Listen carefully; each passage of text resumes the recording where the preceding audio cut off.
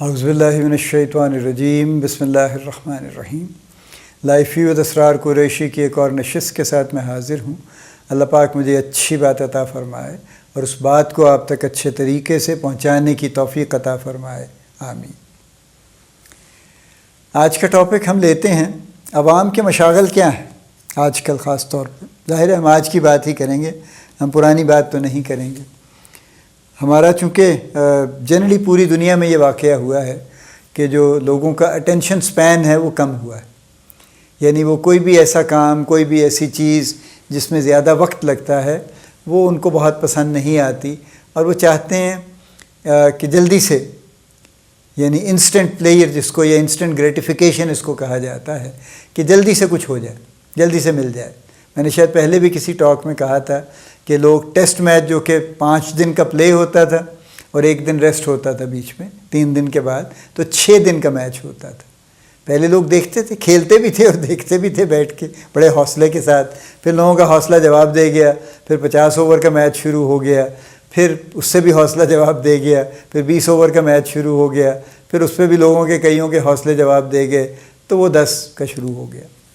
اسی طرح سے ظاہر ہے میں ویڈیو بناتا ہوں تو میں 10-12 منٹ کی ویڈیو بھی بنا لیتا ہوں، کبھی 7-8 منٹ کی بھی بنا لیتا ہوں، ڈپینڈنگ اپون دی ٹاپک، لیکن اس پہ بھی لوگوں کا حوصلہ جواب دے گیا اور انہوں نے کہا جی نہیں یہ تو بہت لمبی ہے۔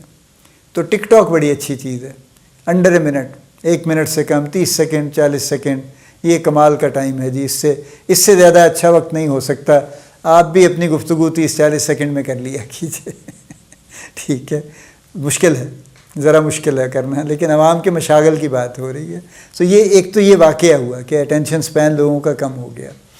تو دوسرا یہ ہوا کہ ہم نے جو سیریس چیزیں تھیں ان کو چھوڑ دیا نا، جیسے لٹریچر تھا، ادب تھا، پوئٹری تھی، نثر تھی، افسانہ نگاری تھی، ناول نگاری تھی، یہ ہم نے چھوڑ دیے، لکھنے بھی چھوڑ دیے اور پڑھنے بھی چھوڑ دیے۔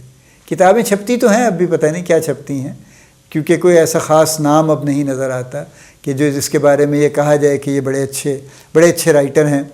دیکھیے کتاب جس کی زیادہ بکتی ہے وہ اس بات کی انڈیکیشن بالکل نہیں ہے کہ وہ کتاب بھی اچھی ہے، اس کے کچھ اور محرکات ہو سکتے ہیں بکنے کے، ہو سکتا ہے اس میں کوئی ٹاپک ایسا ہو جس سے لوگ ایک دم سے جو ہے نا جن کو وہ یوں کہہ لیجیے کہ اٹریکٹ کرتا ہو، یا اس میں کوئی اور ایسی چیز ہو جس سے لوگوں کو بڑی لذت ملتی ہو، جس کی وجہ سے وہ فوراً اس کتاب کو پڑھنے کی کوشش کرتے ہیں، اس سے اس کی کوالٹی ظاہر نہیں ہوتی۔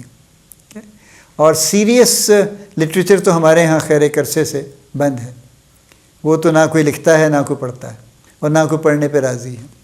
سو یہ بھی ایک، یعنی ہمارا ایک چینج یہ بھی ہے جو آئی ہے کہ ہم ریلیٹیولی جو سیریس چیزیں تھیں ان کو ہم نے چھوڑ کے جو سپرفلوئس اور بس ایسے ہی، میں نان سیریس تو نہیں کہوں گا آؤٹ رائٹلی، لیکن ایک جو بالکل سطحی قسم کی چیزیں تھیں، ہم نے کہا بس یہ ٹھیک ہے، بس اتنا ہی کافی ہے بس یہ۔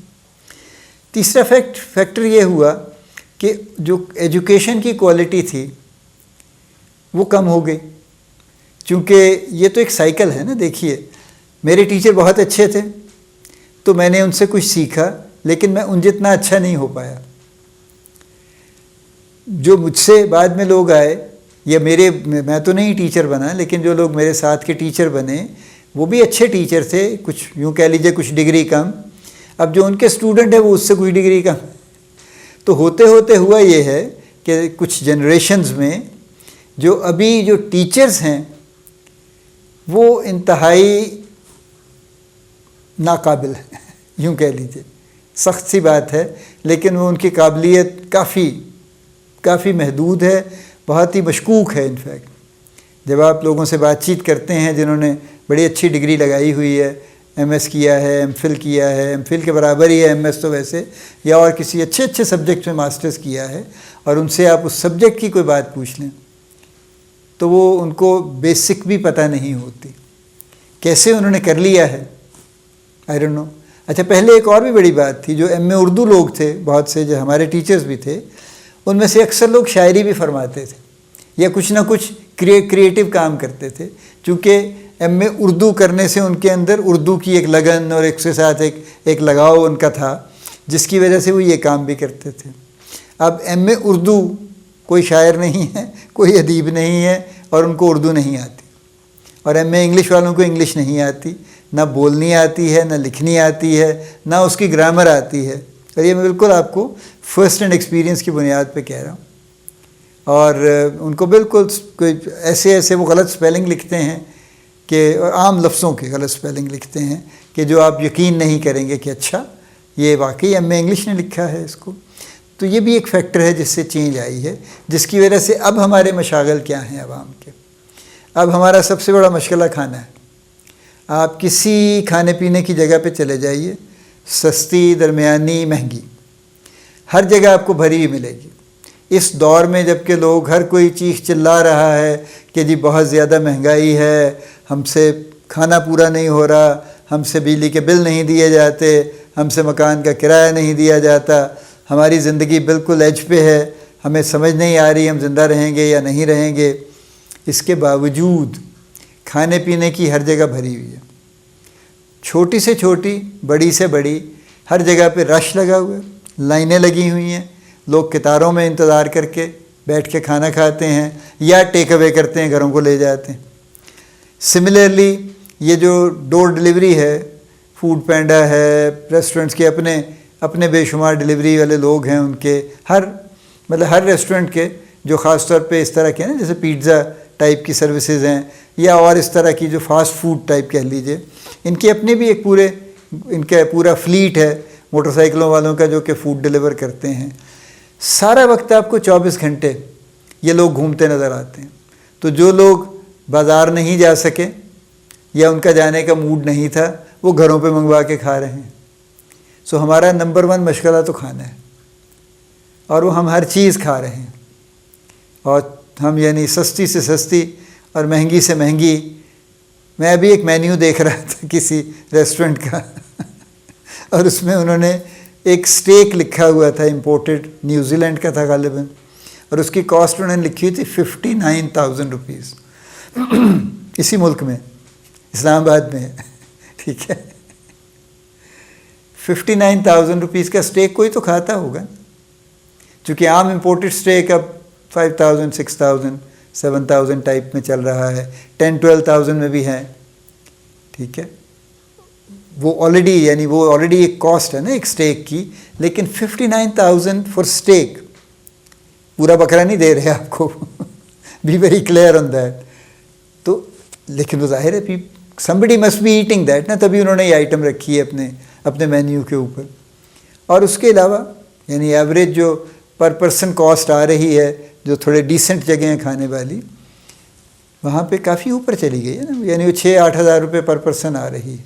جو ذرا اس سے بھی ذرا ایکسکلوسیو ہیں، وہاں 10-12 ہزار روپے پر پرسن کاسٹ آ رہی ہے.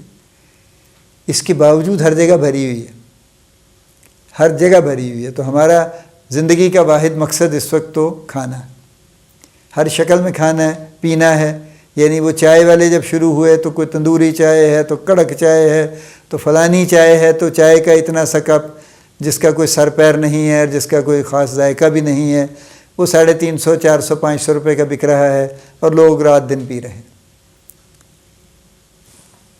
That's what we are actually. تو ایک تو ہمارا سب سے بڑا مشغلہ یہ ہے. دوسرا، اور اس کے قریب ہی ہمارا مشغلہ موبائل فون ہے.